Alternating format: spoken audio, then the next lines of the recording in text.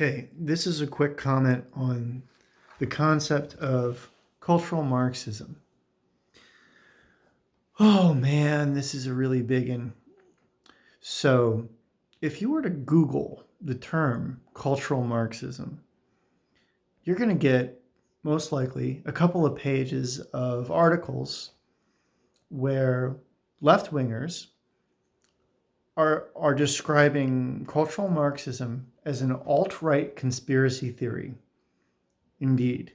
And even on Wikipedia, you're going to find descriptions of cultural Marxism as an alt-right conspiracy theory created by white nationalists with anti-Semitic roots, attempting to prove that some renegade faction of Jews are infiltrating Western society specifically to attack the white culture and its Christian roots. This is the alt-right conspiracy theory version of cultural Marxism that is pasted all over the top couple of page hits on Google. If you would search the exact same term 10 years ago, this is not what you would have seen. If you had searched the exact same term 10 years ago, you would have found extensive references to the Frankfurt School, which is a real thing. Apparently now, if you look at articles on Google, they claim that that's not even a real thing, which is hysterical. They put it in quotes, like the Frankfurt School or whatever that is. This is a complete rewrite of history. What is cultural Marxism, and why do we care? So here's my short version of the story. Regular Marxism is a theory that began by analyzing a feudalist society and then emerging capitalism in the 1800s. And what happened was, Karl Marx argued that in feudalist society, we had a very strict formal structure for social hierarchy, and everyone knew their place, and there was very little social mobility, extremely little. And everything was pretty much figured out for you, cradle to grave, and life was pretty stable and bleak for most people. And for the aristocrats, it was, of course, much nicer. But then capitalism came along and offered this promise of perpetual growth and prosperity and maybe even progress, economic progress, so that wealth will be created. But Karl Marx argued that there was something inherently structurally wrong with capitalism, because in the long run, it had to produce far more wealth for the rich than for anyone else, and that the only way the rich could actually sustain their growth was simply by robbing the workers. In other words, profit was entirely taken off the workers' back. And so Marx argued that eventually the system would have to crash. Now, Marx's analysis was to view the interest of all workers as being fundamentally economic. So this is economic Marxism. His writings were dominated by economic logic, economic theory, and economic solutions. And so what he was basically prescribing was a one world worker council, unity of the proletariat class, and the conversion of all social classes into proletariat equalities. All skills would become compensated equally. Instead of having some sort of social hierarchy in skill classes, like the difference between a doctor and a lawyer versus the guy who sweeps the floor, Marx argued that, everybody is, as long as they're working hard, they should all get paid the same, no matter what skill class they are in. He argued that there was a way that we could construct an economic equality, right? But to get there, you had to do a lot of radical things to completely change society. So that's economic Marxism. Did Marx argue for cultural changes? Yes. He argued that the historical class structure was supported by culture. It was supported by concepts such as religion. And so there was a cultural element to Marxist theory.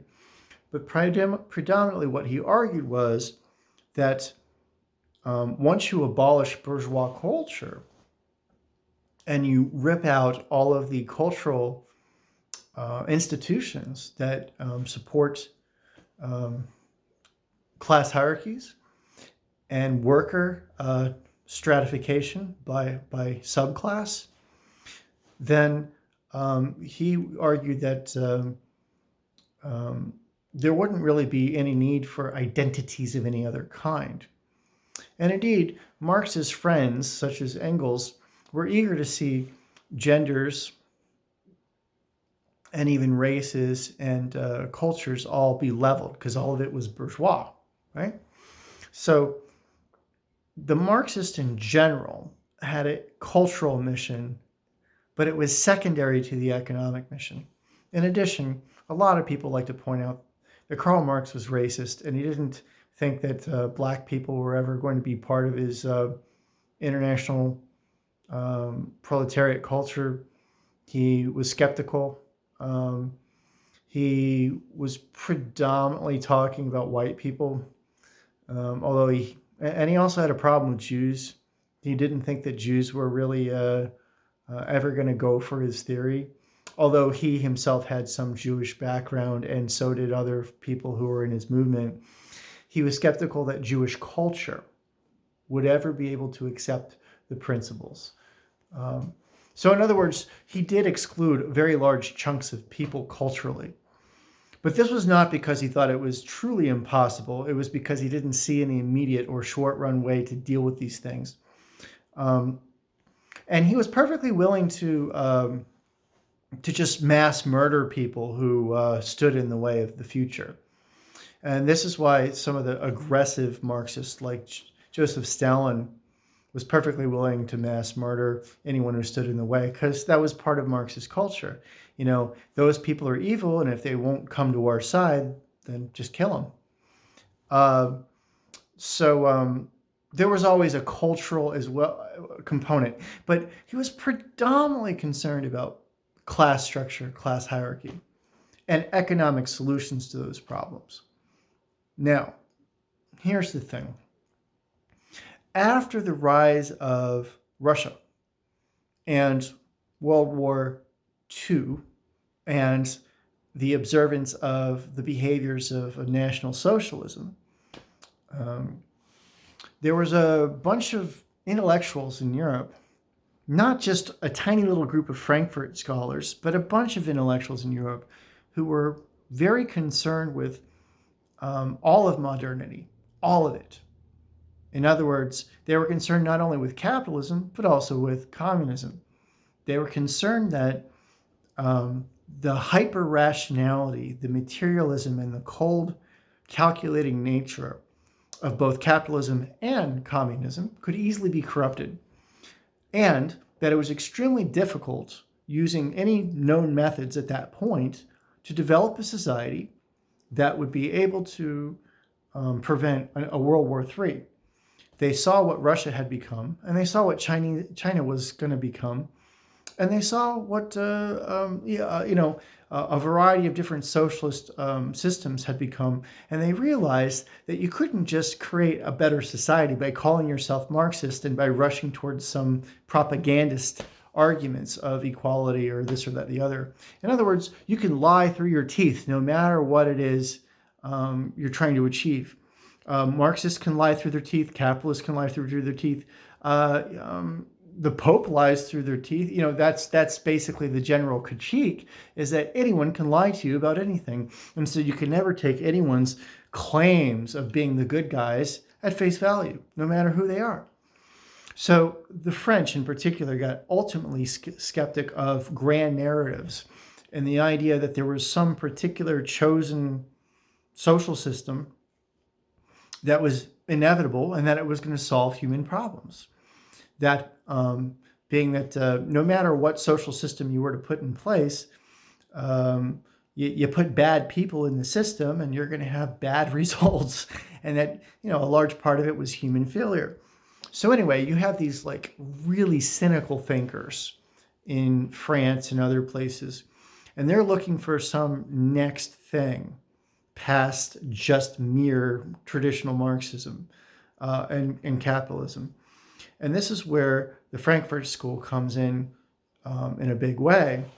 There was an internal division in the Frankfurt School, as well as other schools. They weren't the only ones doing this conversation.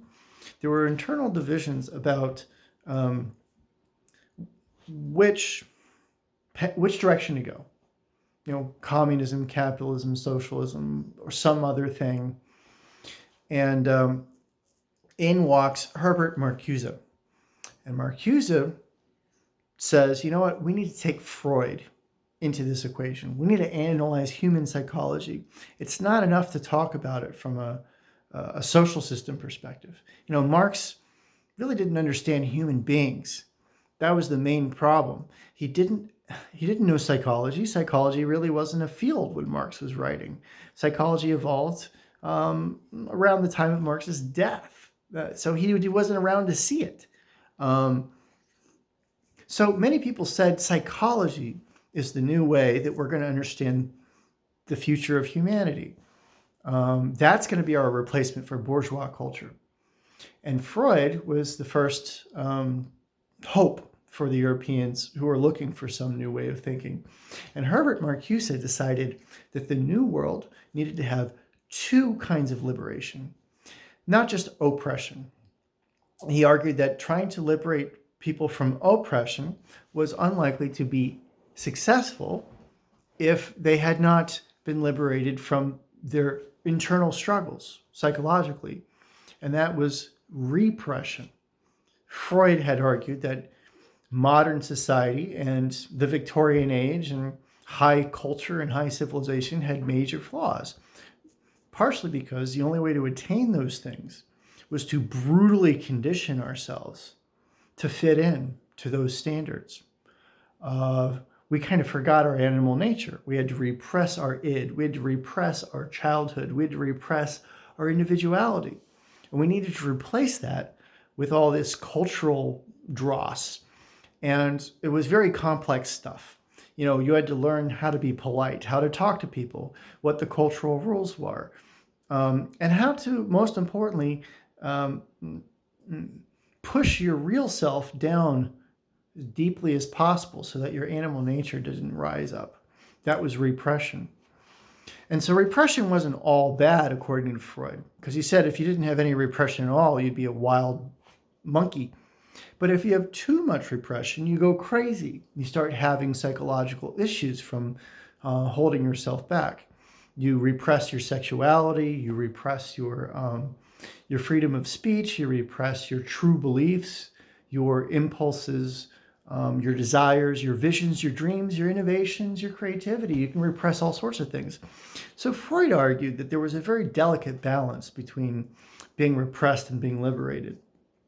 And that disease, in the psychological sense, was largely about getting these balances wrong. Being too repressed or not repressed enough could cause inappropriate behavior. So the art of building a great society was the art of building a balance in terms of repressing the id and even somewhat the ego by putting in a nice cultural superposition of ideas or superego. On the other hand, if you have too much cultural suppression, like I said, then you're going to make totally wacky people. So Marcuse had a different theory. Marcuse argued that we needed to liberate people entirely from repression. He didn't believe Freud.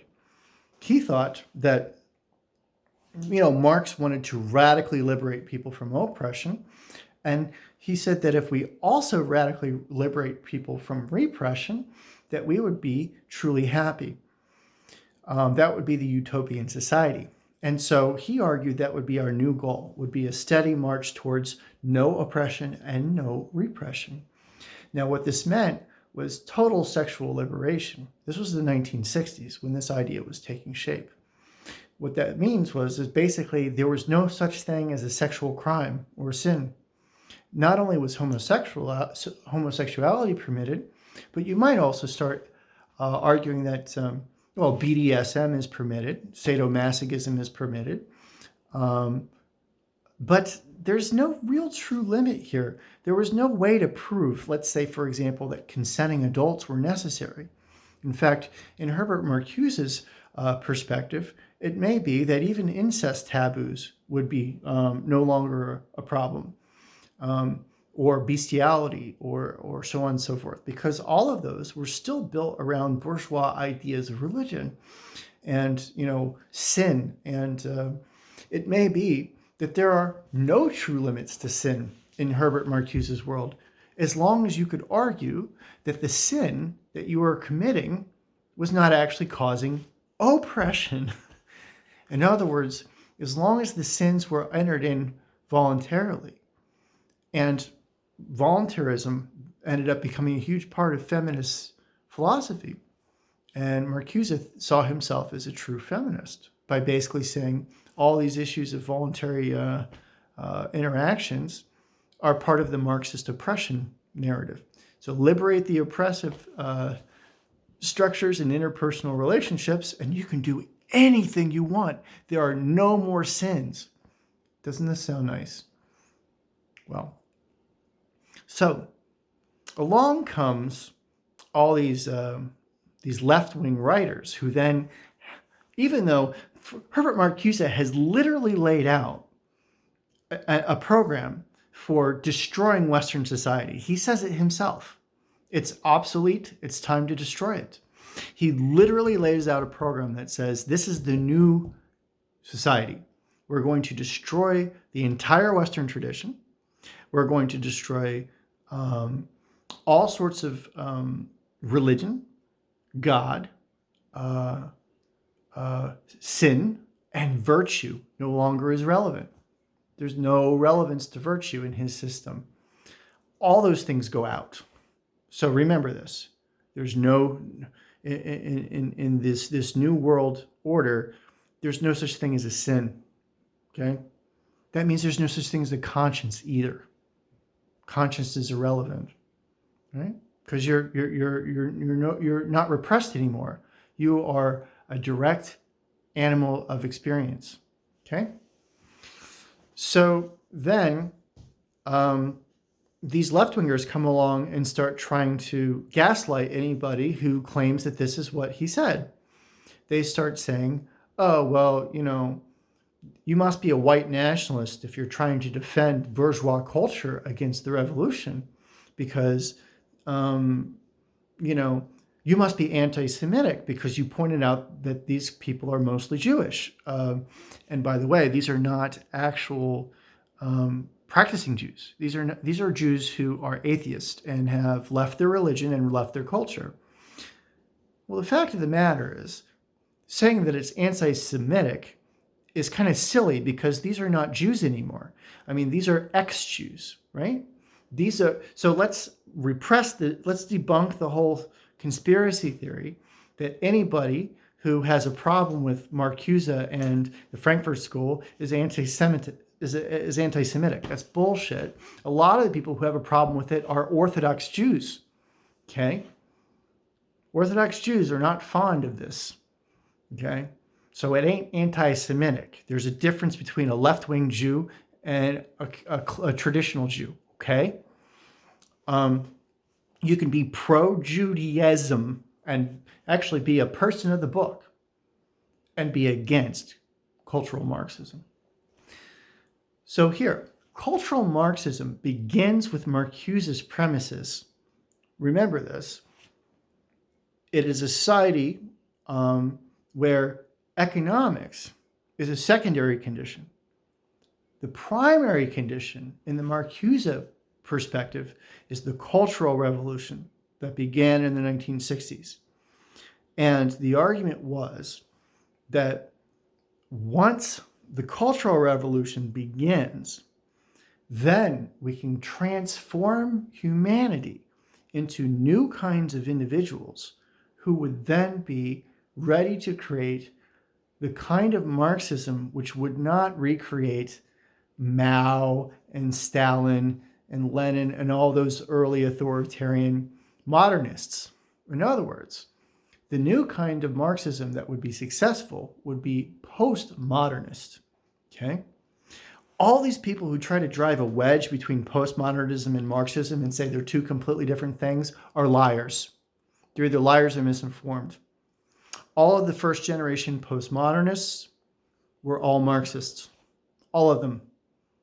They were all students of high church Marxists. And the only reason why they all decided to depart from high church Marxism or the original Marxism was because they were chasing the rabbit hole that was initiated by the cultural Marxists, who argued that, again, we need this sweeping psychological and cultural revolution to create the new kind of person and to develop psychology and self-help and self-therapy and self-actualization as the only kind of good in the world. This led to a culture of narcissism where, as I said, there are no sins. As long as you don't oppress anybody else, you can commit any sins you want. Everything is permitted, right? So basically, the postmodernists, as critics of society, argued there were no grand narratives. They argued that everything was relative and so on and so forth. But every single one of them adhered to the left-wing principles of the economic left, where basically they wanted to at least be intensely socialist, if not full-blown communist. You're not really going to see people supporting postmodern theory who, at that stage, remember, I'm talking about a stage in history, people in the 1970s supporting postmodern theory, you're not going to see them arguing for free markets. Mm-mm. There were some renegades that came along later, but they were weirdos. The 90-some% of those people supporting the Frankfurt School, supporting postmodern theory and so forth, were also still fighting for economic liberation and the end of capitalism. They all wrote about post-capitalist society, every single one of them. They all had a book about post-capitalism. So it is a contiguous movement that branched off from mainline or high church Marxism. Now, postmodernism continued to fracture and separate. However, the dominant line of postmodern theory, the one with the greatest number of citations, the greatest number of adherents, and the greatest number of academic footholds in cultural studies and feminism, was that which was influenced by Herbert Marcuse, Jacques Derrida, and Lyotard and Frederick Jameson, a few others. And basically what they were all arguing was that we are going to have a revolution. It is not a grand narrative that ends in one particular kind of Marxist state, but a diversity of Marxist states that may incorporate some kinds of market activities. There will be some trade and consumerism and so forth because that makes people happy. So it's not going to be austere and stark like Russian early communism.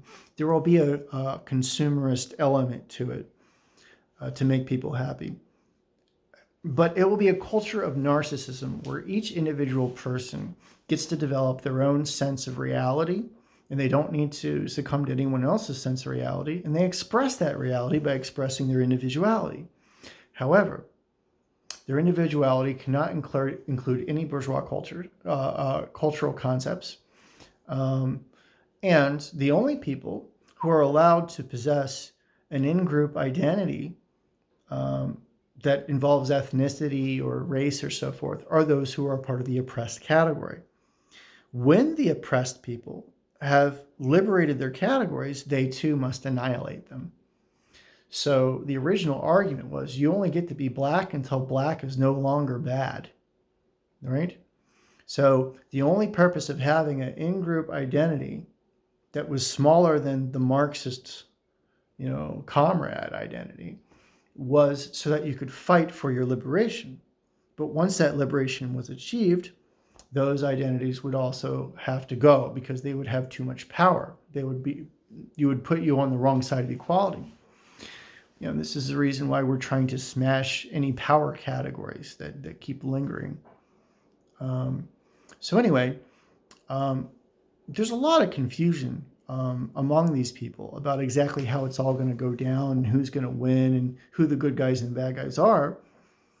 But the one thing that we can say for certain is that the new left, as it invaded the United States and American campuses, brought with it a cultural Marxism.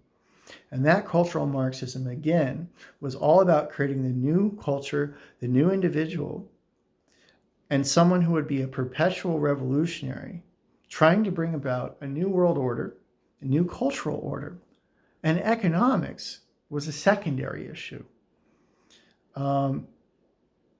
It was no longer the primary issue. That's cultural Marxism. So there can be disagreement about economic principles.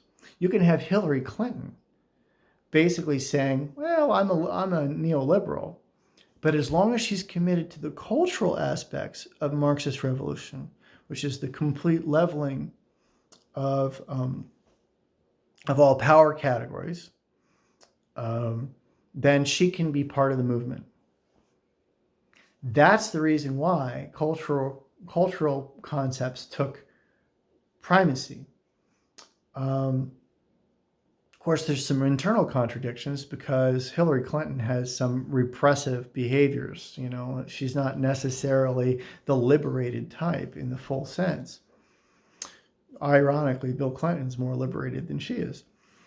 But that allows a full spectrum of unity on the left wing on cultural aspects around identitarian issues and identitarian power flattening and sexual mores and all that. All those things basically become the new left. However, that coalition of agreement starts to break down as they get close to achieving their goals of liberation. So the closer they get towards cultural liberation, the more they start to experience in-group rivalry about the economic rules. So we haven't quite gotten there yet, but in the United States, the cultural Marxist left is getting to a point where it's had so much success in liberating its various categories that it's going to start eating itself, determining the economic future of the left. And this is exactly where we are today, where we have Hillary Clinton and Bernie Sanders in 2016 representing a major fracture on the economic spectrum of the left. And those who are in pantsuit nation are those who basically feel as if a certain amount of repression is still necessary to operate a pluralistic society, predominantly because we're still stuck in economically challenging situations where the rich are necessary for national interest. In other words, the moderate left is still culturally radical, but they have to pull it back a little bit because they have economic limitations in operating a real-world society. There's still need for open border trade internationally. That's open markets. You can't switch to a full-on Marxist quota system because the economics just aren't there yet. Things like that. You have to have a military to defend your country from other countries. And it's all that messy stuff gets in the way of a true Marxist economic revolution. So people like Hillary Clinton view Marxist revolutions as so far off in the future for the world that they're still going to have some of these repressive cultural aspects as a side effect of economic incompletion. We haven't gotten to a post-capitalist framework yet. On the other hand, you have the other side of the left, the kind of people who would support Bernie Sanders, Elizabeth Warren, Kamala Harris, These are the people who basically want a full-on Marxist progression to a post-capitalist society.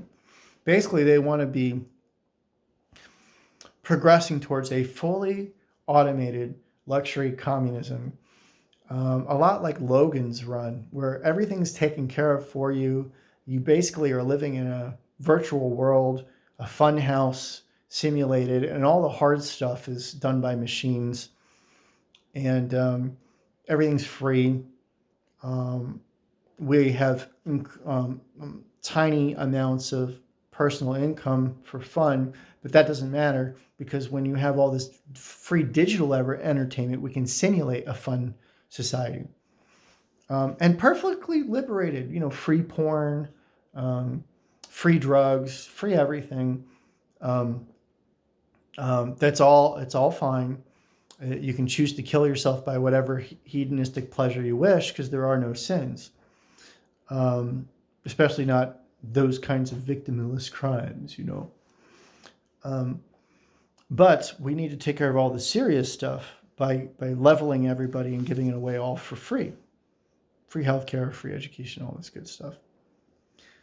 But anyway, so we have an economic schism, right?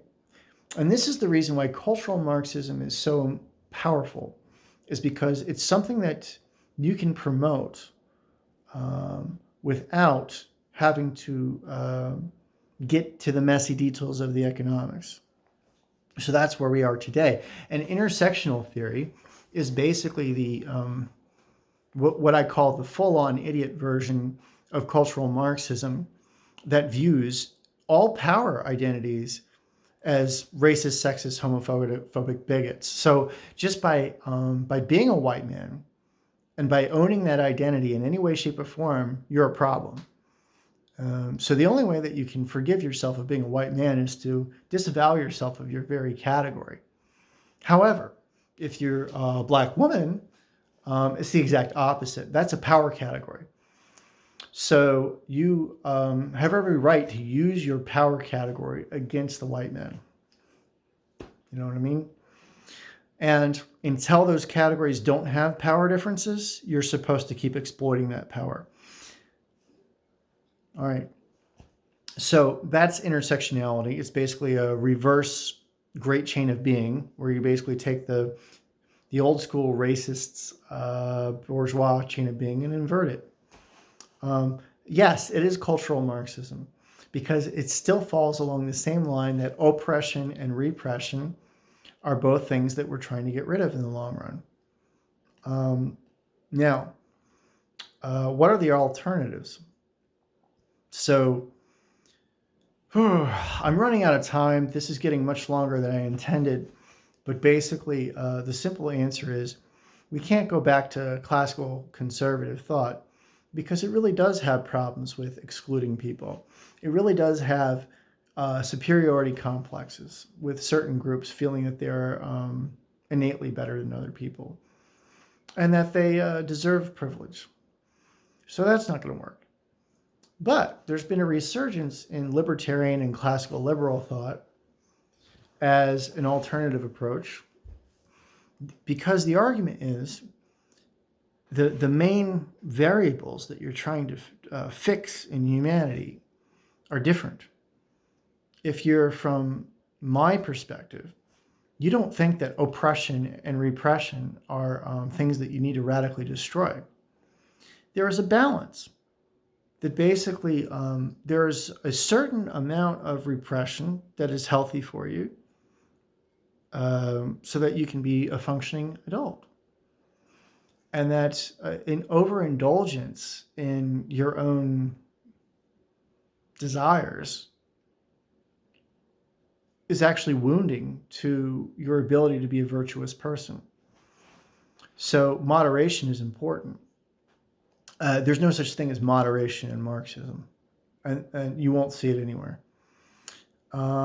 Second of all, in terms of oppression, there is a radical simplicity in looking at the world as basically being a fight against oppression, because it assumes that everybody's contributions to society are of equal value. So the alternative perspective, from a libertarian perspective, is that you're not trying to eliminate oppression, because it's not always the case that someone is pressing down on you. Often they don't regard you at all if they're a powerful person. They're not truly getting value out of pressing you down. They're getting value out of ignoring you and putting that money into capital, machinery, and sidestepping you entirely and making you irrelevant. Capitalists of the 21st century are not oppressing humans by preventing them from being reaching their full value or potential.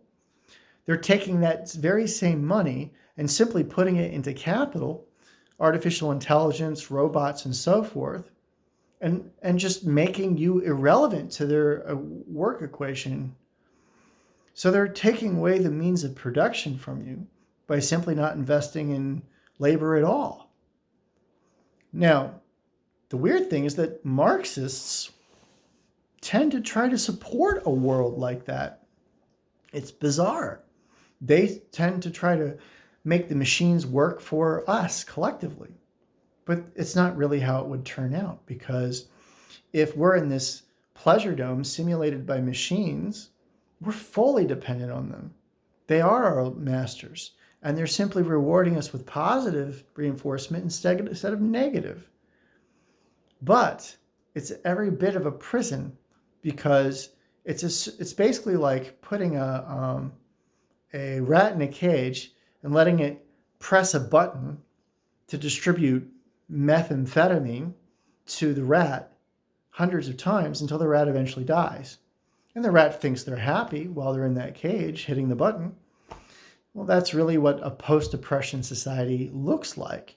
You are a rat in a cage pressing a meth button and worshiping the machine that's giving you the meth and calling yourself liberated.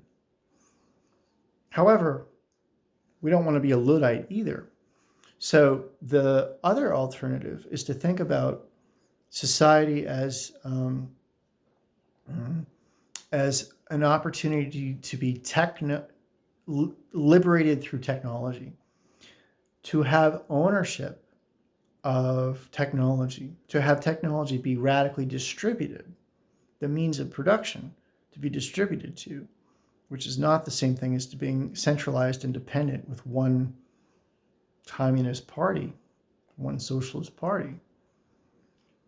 So in this perspective, the way that you find liberty is to be self-sufficient by augmenting yourself with your own possessed technology that helps you to be sustainable. In other words, in the 21st century, what we're really talking about is creating liberated homesteads, off-grid worlds, where you have your own power, your own food, your own, to be as self-sufficient as possible in what you would call basically a lifeboat or something of that nature, an off-grid society where you self-select relationships with your own